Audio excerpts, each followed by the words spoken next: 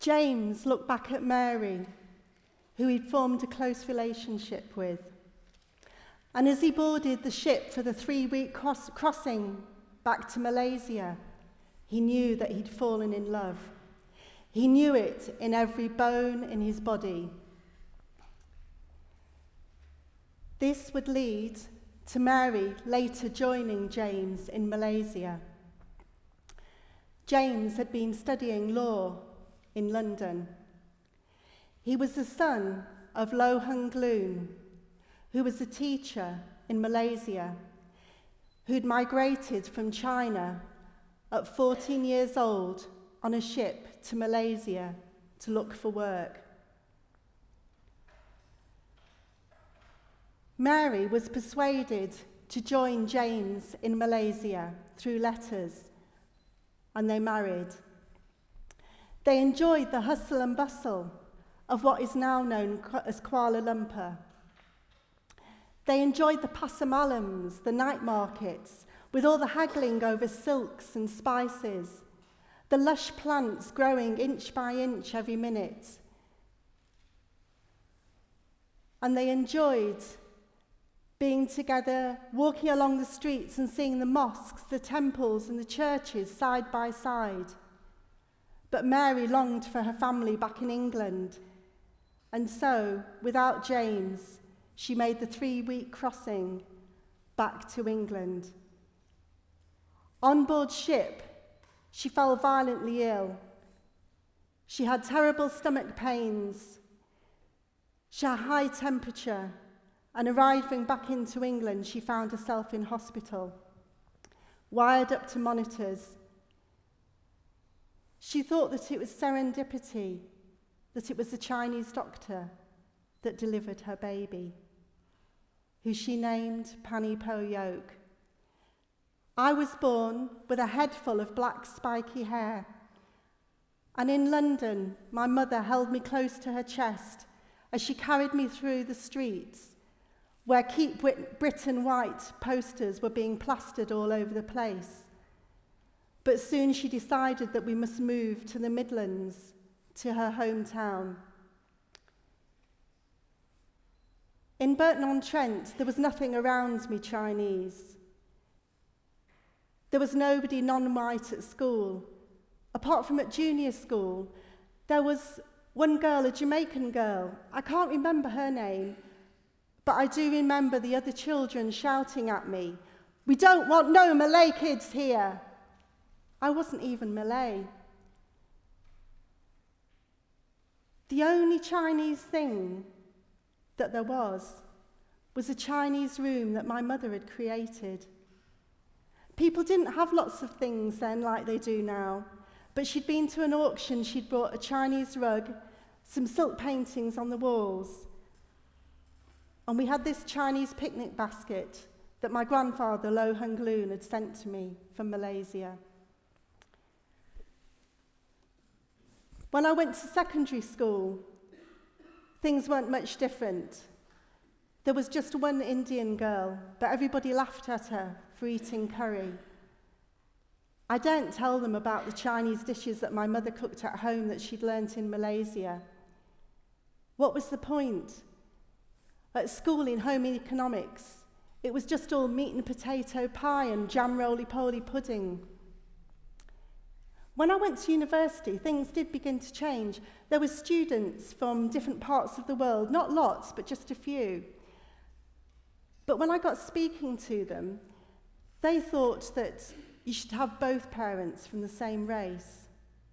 I decided to go to Asian cultural evenings, but somehow China and Malaysia didn't seem to be in Asia anymore. It was when I'd left university and I got my first job, it coincided with me moving to Pitsmoor, and I was so warmed to see the people from all around the world living around me. There were still rare sightings of anybody Chinese.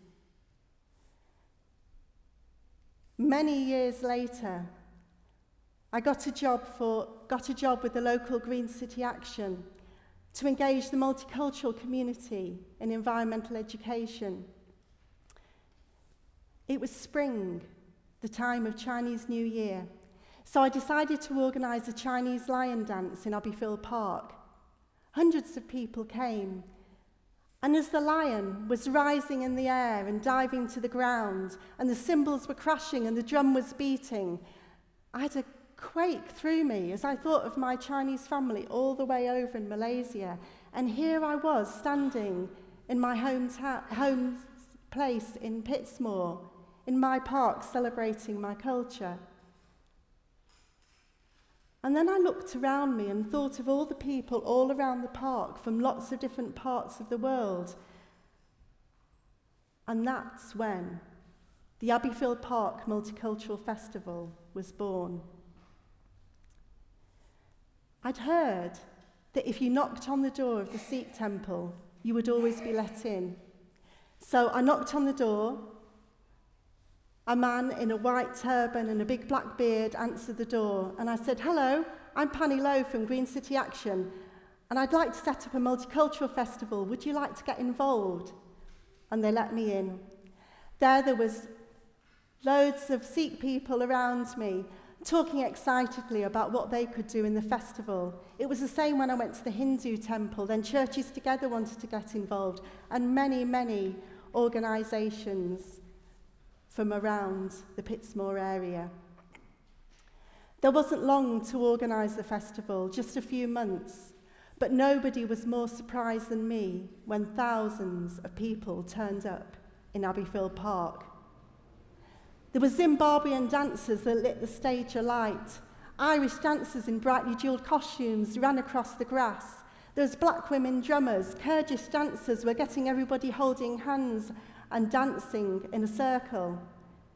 There was hip-hop, there was reggae, there was English tea and cakes, there was pakora, there was bhangra, there was salsa, and so much more. And as I was pushing through the crowds, a little girl stopped me, and she looked up at me, and she said, "You came to speak at our school. My mum's Jamaican, and my dad's English." I looked at her, and I said, "That's wonderful." And we smiled. Like that little girl, I'm a child born out of difference. And like many of you here today, I celebrate difference. But I not only celebrate difference, I implement difference. I see this is born out of the fact that I'm of dual heritage, and it's given me a unique perspective to see things from multiple perspectives. And this happens every time I put pen to paper, paintbrush to canvas. I see things in this way. And whether you're an artist, a scientist, a business person, a public servant, I invite you to not only celebrate difference, but to implement difference. Because together we can make a more vibrant, exciting, cohesive, and tolerant world. Not only celebrate difference, but implement difference.